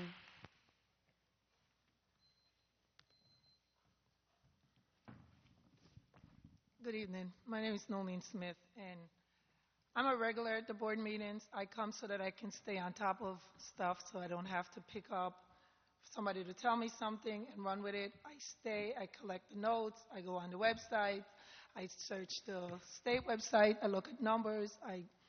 Every year that the state numbers come out, I go through them, I compare what the white kids are doing, what the black kids are doing. Did we close any gaps? How far are we away? How many kids are moving out of one school to another? I can watch the numbers and see who moved out of Toast and went to the Montessori school. So I spend a lot of time doing research around education. And my children have been successful. I only had one child that actually graduated from Albany High. I removed the other ones because I felt that the school was out of control and they weren't really learning at AP levels. They were being told they were learning at AP levels. So I put my child, because ultimately as a parent, I need to just make sure that my children graduate from college. Deidre graduated from NYU. Patrice graduated from a small elite school in Florida. And Janine is a senior now in SUNY Albany studying political science. I say all that to say that I feel the same way for every child that's born in the city, that they're entitled to a good education, regardless of what household they were brought up in. What I have to say, though, is that for me, we need the receivership I don't care about it. I actually don't. I care about whether or not we're making gains and we're changing children's lives. A child that goes into Giffen Elementary School at 5 years old and then go to Hackett and then to Albany High will have been in a failing school their entire life. And when children are in failing schools their entire life, they will not be successful. It is incumbent on all of us as adults to make changes and change the way we're doing business. Kids need to learn to read, and we need to make sure they're reading by 3rd grade. Also, in terms of your receivership, if there's money to move, please move it and get it to the kids that need it the most. We need both things. We need to say, I am doing this at this school because more children in that school need it. For me, kindergarten and pre-K needs to go to poor children because the gap starts before they get here. And if we're going to change this district 10 years from now, we need to start putting the things in place that's going to make a difference. Thank you and good luck.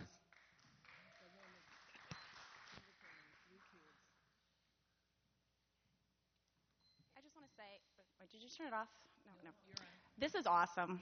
This to public afterwards. Jennifer Lang, sorry. I have children in the public school system. Next year I will have 4 in the public school system. I've been at the board meetings regularly, but I want to say this is really great because we voted for your budget. We passed. We are so supportive. And I think that we came out to say we believe in you, but a lot of change has to happen. The receivership, I will have a child at Hackett in the next 2 years. I will have my 2nd child in Hackett in the next 3 years. So Hackett is very important to me. Our children go to Delaware Community School where we both have an enrichment program and also one of the highest poverty language barrier schools as well. Talking about the receivership, thank you very much for your presentation. I do want to say, though, I was disappointed at the lack of questioning for the receivership and where it would go forward. I had a lot of questions I was thinking would be asked about community school. I don't know what that means.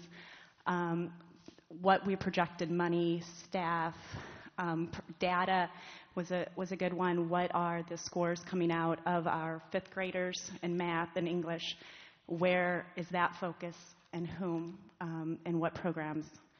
I also want to say that I was a bit disappointed that there wasn't more cohesive effort to say, we're your board, we're your administration, all hands on deck. Let me roll up my sleeves and work together to say, how are we going to get this done? And that's what I want to hear, because that's what us as parents are doing. We're saying, what do you need from us? And you're saying, vote for our budget, vote for our facilities. So we did that. So we want to hear from everyone else, how is everyone rolling their sleeves up? I know it's hard. I know it takes a lot of time. I've had my trials and tribulations this year. I've shed my tears. I've had my successes.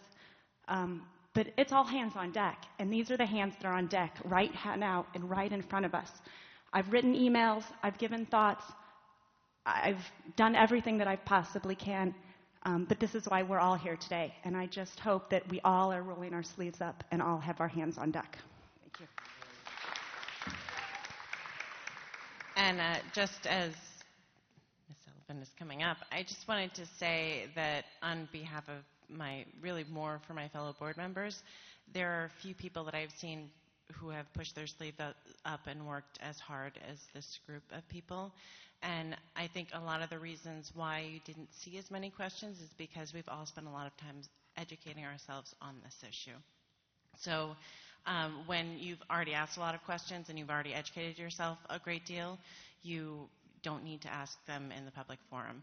So understand that a lot of times presentations are brought here for the public as much as for the, we're already working on it. So we've been working on it. We're going to keep working on it. And please understand there's a lot of work that happens not at board meetings. In fact, the majority of our work does not happen at board meetings. So we're doing a ton of work outside of it. And, please always remember that. Go ahead.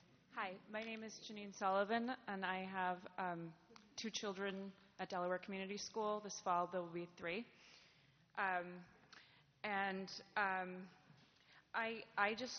I thank you for the presentation about the receivership. I've had a lot of thoughts about that. My oldest is in 3rd grade, so it's on the horizon, and he will be going to Hackett.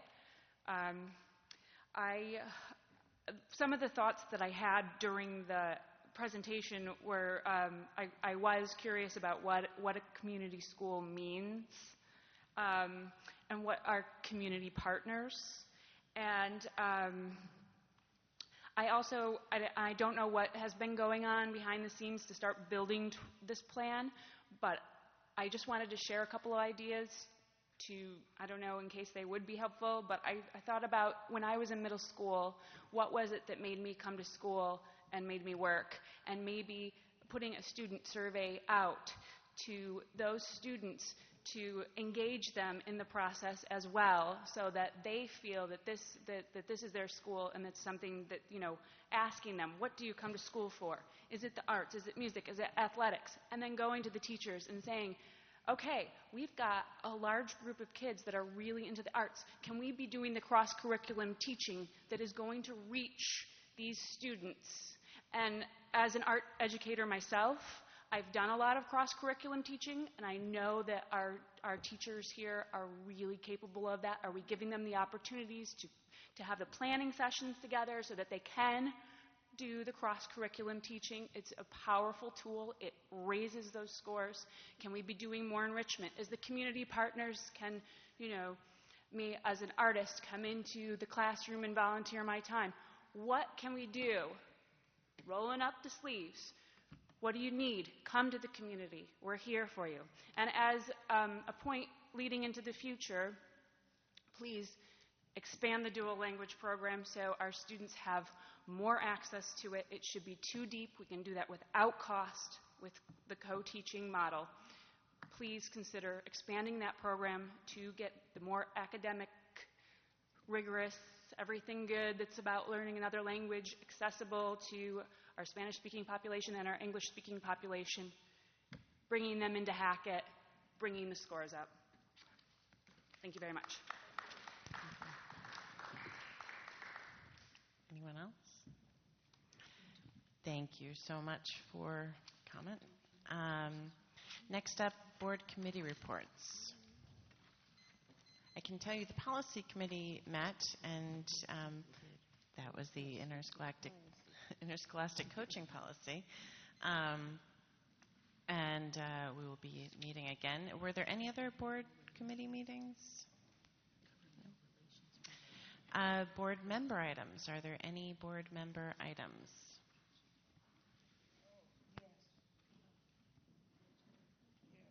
Oh. I'm not sure if this should be under board member items or other business, but can we get an update on the board retreat? Can we get an update on the board retreat? If we're having it, when we're going to have it, We are meeting on Tuesday to discuss the officers, Dr. V and Chuck Diedrich, who's going to facilitate it. Who? Chuck Diedrich. And we were supposed to actually meet on the 8th of May, but unfortunately Chuck was asked to, I believe, present at the Board of Regents discussion day. So he was regretful that he had to cancel it, but I for one was happy that he was asked to. I'm just asking that as you proceed, keep all the board members updated on what you're doing. Absolutely, okay? yes. The other thing is, a while back you gave us a list of that we need to probably be checking on, board member items, and you had them dated as to when they had come up. I hope this doesn't get lost somewhere. We really need to be checking back on this and making sure we're working on things. That's actually going to be part of what I want to discuss at the retreat. Yes. Okay, receiving. Now, I added to this list receiving students from Brighter Choice Closing. Is that going to, at some time or the other, come before the public so they know what's going on? I don't know whether I should be asking you. Is that going to be on the agenda for the next board meeting? Because I'm getting phone calls. People want to know how we're going to handle these children coming from Brighter Choice, where we're going to, so that needs to be a public conversation. Absolutely. And soon. I think that, and there's a lot that the superintendent has to put together to have that conversation. And I think that we need to, before we have the public conversation, we need to let her do that work. Yeah. But the phone calls and stuff are still coming. The other thing that I put on this list of yours is the curriculum thing. We got to get, that's on the next, that's on the agenda for the next. Okay, thank you. I think that was it for me for board member items. Okay, that's it for board member items, Madam President. Can I tag on to Rose's desire for updates and just find out where we are on grade reconfiguration? Because I'm feeling at sea about where we are on that and what the process is and when it soon.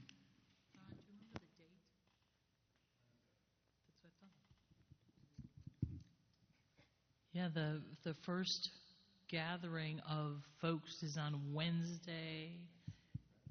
Are we supposed to go to that?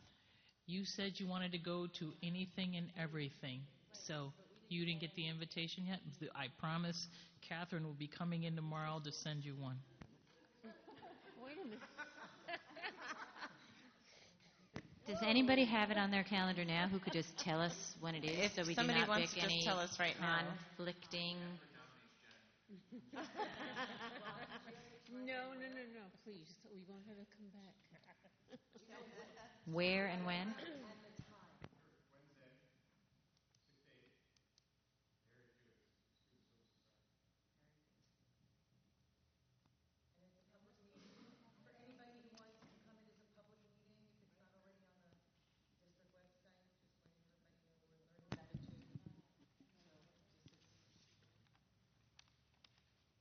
What Ginny is saying quietly is that we have a policy committee meeting scheduled for that same exact time in a different location, and I think that those of the board members who want to be at both places are feeling quite stuck by that situation. So we'd like to untangle those two things so that we can attend both. I have 40 people coming to my event, so if you could untangle, Let us I would appreciate untangle the it. policy committee Thank to you. some other date. Sorry, Kathleen.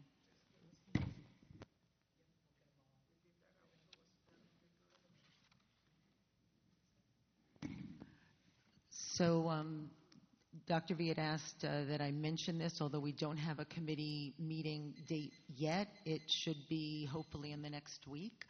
But the Governmental Relations Committee, even though the legislative budget and our budget is passed, is going to be meeting because of what you may have seen in the newspapers and on TV, which is the governor's education tax credit that is now being pushed as part of the legislative agenda.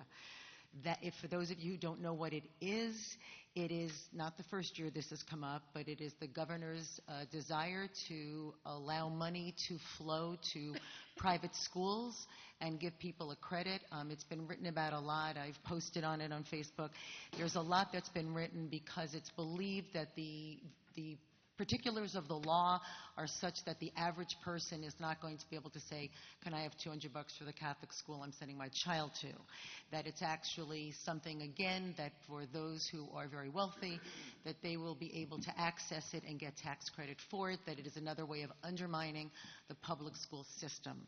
So with that in mind, because of the push now and the commercials about them on TV, and even if it does not get passed in this legislative session, as it's been pointed out by the board president, it's not the last time that we're going to be hearing about it. It's going to come up year after year until either the tides change and the message is clear that New York State will not stand for that, or unfortunately, something we hope never happens, the tides change and the legislature, both houses, pass it. So we will be having a governmental relations committee on that coming up, and thank you, Dr. V, for suggesting that people hear about it. Since there's a large group of people here, at least you know that that's on our agenda and what we need to really focus on now. And we will be asking the community when the time comes to hopefully rally against that, to send letters, to contact their legislators, and let their voices be known that if you support public education, that giving a tax credit for education that is not public is not the way to go about supporting with already scarce resources.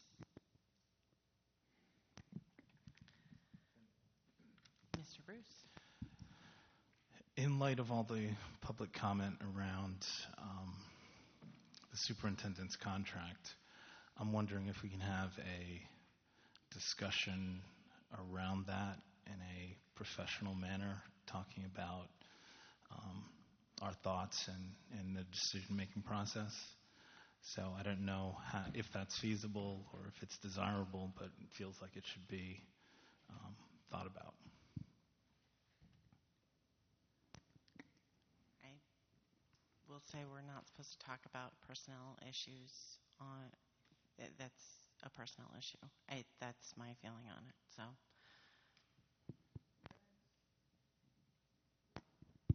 That's a contract issue. Her contract is on the website, public knowledge. Anybody that wants to can go out there and read it, how much she makes, the whole 9 yards. That's not private. That's a public document. That's a contract issue, which in my feeling, I think it should be handled just like every other contract. But Jeff, would you like to weigh in? What I would suggest is it depends on the nature of the conversation, but if I may, why don't I work with board leadership and Dr. V to discuss that issue? I have Take a request. It depends on the nature of the conversation. I have no problem with that, Jeff, but I think you need to work with the whole board to have that conversation, not just the officers. Well, let me start there, Dr. Brandon. You know I meet with the whole board regularly. So We need, if whatever conversation and the clarification of it, it needs to include the entire board, because we were all elected with the same power. As it is now, we got a little problem here because sometimes the rest of the board members don't even get it all, and when we get it, it's after the fact. So if we're going to discuss it, it needs to be the entire board. If it has to be an executive session that we have to publicize and go into, then we have to do it that way. But I am tired of these conversations with officers, and then the rest of the board does not get the information. That's a public document out there, and we're talking about contracts. And I agree with Kenneth 100%. The public is talking about it now, so why are we just going to sit here and act like we don't hear them? The public is talking about it, and it's because we're going into receivership. If the superintendent's contract does not get extended, we're going to be caught in the middle of a receivership, changing horses in the middle of the stream. And yes, I'm getting emotional about it and excited, because we're going to look like a bunch of jerks to the rest of the state, any board crazy enough to want to change superintendents, and that's why the public is concerned about it. And we need to be concerned about it. And I'm sorry, I have to bring it out. I'm not going to sit on this board and skirt issues. We're doing too much of it, and our district's going down the tube. Now, that's where I'm at with it, and I'm asking you again, as I calm myself down, if you're going to talk about this, you talk about it with all 6 board members so we can weigh in on it, because there's some discrepancies already. We were told something in executive session today, and when I got out of it, it's a totally different story. I'd like to see you, Dr. V, and probably the president as soon as this meeting is over, because there's a discrepancy in what you told us in exec session today. We've got to get these things straight. There's no sense in muddling along, and that's where I am. If I may suggest, Dr. Brandon, all of my conversations have been with the entire board. So we're together on June 4th. So I promise you that I will comply with that request, and I'd be happy to talk with you after the meeting. Thank you. Madam President, you too, and the superintendent. Thank you.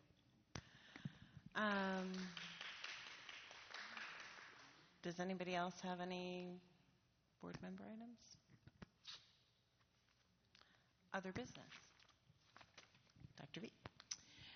When the board took an action on the human resources list this evening, they supported the new principal for Delaware Elementary School, Mr. Ken Lane.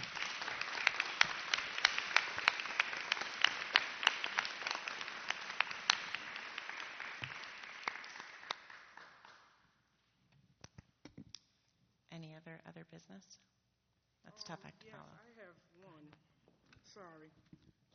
I'm glad you're here tonight, Jeff, too, because I've been wanting to bring this up in your presence so I can get clarification on it.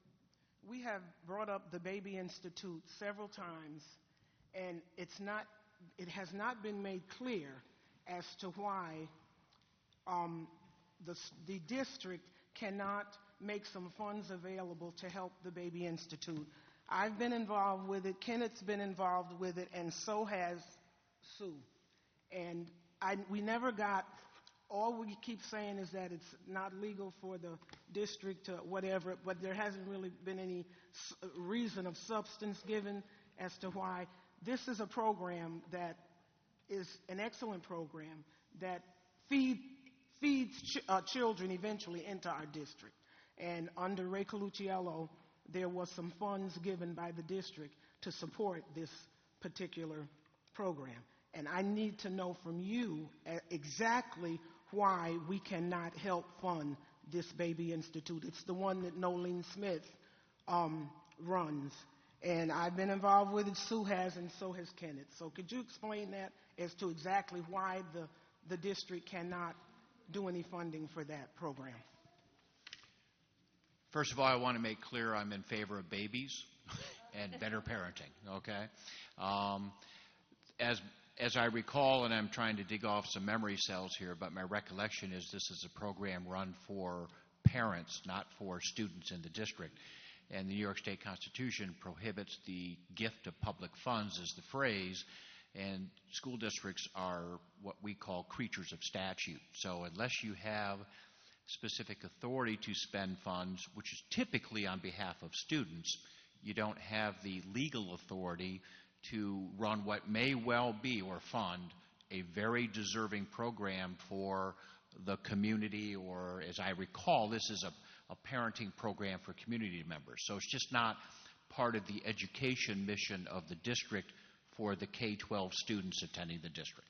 Okay, so then my question is, apparently Dr. Colucciello should not have given funds for that program the year that he did? That would be my conclusion, yes. Had I been asked, I'd have offered the same answer. The funds should not have ever been given for the reasons that you just gave? Unless the program has changed, I would agree with you, yes. And it's because these children, they're not actually... Again, my understanding is it's adults that, correct me if I'm wrong, anyone here, but my understanding, my recollection is it's a program run for adult parents in the community, not students who are parents, but adult parents on bettering their parenting skills. I'm sorry. Is that description correct, Ms. Smith? No. Could you explain it to us, please? We can get this one nailed down once and for all. Thank you.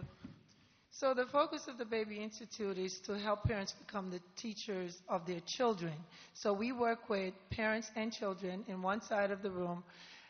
We have children that are 0 to 3 are the target group, and we are training, we're teaching them stuff, as well as we're teaching their parents how to read to them so that they can be better prepared when they enter school.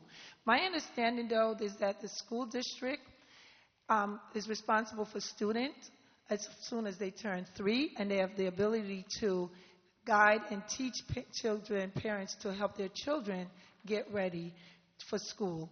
So while I understand that it's somehow locked in some legal web of whether or not we're benefiting, what we're trying to do is preparing students to close the achievement gap before they enter the door. That's what we're trying to do. And in all seriousness, parents are their first teachers, right? And the gap begins because many of the poor parents are not understanding what they need to do. And I just want to put a feather in my cap since I'm up here. Last night, I did a parent engagement with Trinity Institute, and we had over 20 parents, poor parents, parents of English language. We taught them how to build literacy, and they were so excited. So at any time the district want to make sure we help close the gap, there are grant money. You don't have to use your budget money to do it. There are other grant money that asks the district to partner with organizations that are helping prepare kids for school. And that's all we're trying to do. So I asked the board to consider looking at some of the grants, the other $50 million worth of grants that come in here, and see if there's a way to make sure we close the achievement gap before it's too late. Thank you. And Mr. Honeywell, the grant money. Mr. Honeywell. You're really making the end of the evening fun for me here, Right, Rose. that's what happens when you go to Europe and spend 17 days. You come back all energized. We're not letting you go again. You then. come back all energized. So the grant money that she's talking about could be used for this? I don't know if Nolene is referring to grant money that her program receives directly or grant money to the district. Whether she can use grant monies that the district receives is going to depend on the grant funding and the parameters of the grant, which I don't have before me. And again, I want to be real clear. I think this is a wonderful program, okay? The analogy I would offer to you, Dr. Brandon, is Albany and many other school districts, but Albany in the past has run special programs, for example, for your own students who become parents while they're students here in high school, for example. Those programs are permissible because they're servicing your students. I do understand the potential nature of potential students, the 0 to 3, but the fact remains, however laudable the program is, it's for the benefit of the parents improving their skills to help improve the kids. Just like it may be very good to run a program to help the homeless in the city of Albany. That may be very worthwhile. It's just not your legal authority to fund that program. So if these were 4-year-olds? It doesn't matter. You have the authority to run preschool programs because those directly benefit the 3 and 4-year-old students. All right, I got you, but I just wanted to I'm just explaining. I'm not defending the law. Yeah, here, I just Dr. wanted Brandon. to get this cleared once and for all because it's disheartening. That is an excellent program. I couldn't agree with you more. And apparently, you have to work on what, honey? You got to work on the law. Well, we have to. And by the way, the law here is the New York State Constitution. This is not some regulation we're talking about. So let's say that these that some of the parents were like it was siblings. So some of their siblings were in the school district. Would then those specific parents? If the parents were siblings of... No. If there are older children that were in the school district. No. My fundamental understanding is the program is the benefit is to improve the potential for the children. It's the parents who are the recipients of the training, the assistance, etc. So it doesn't matter who the siblings are, etc. Any other? Is that it? Sue, you have something you want to share? Okay. All right. Okay, thank you for making that clear. I just wanted to get it out so we could hear directly from you what the story was on it. Clearly, you can tell from the conversation, we would like to fund that program. This board would like to fund that program. If you've ever seen it work, it just steals your heart. It's something, and those children eventually will feed into our school district. And that's why we're not understanding why we can't give some funds to it and even expand on it, to be honest with you. I just have one other. Yes, sir. I'm so sorry, but we have public comment. So if now's not the time for that, though. Thank you very much. But Dr. Brandon, if you'd like to continue. Yes, sir. Thank you, Mr. Ryan, for chiming in. I have one other, and it's the fact that I asked for a listing of programs, which I was told would be mammoth to get together for me, but I haven't forgotten it, and I hope you all haven't.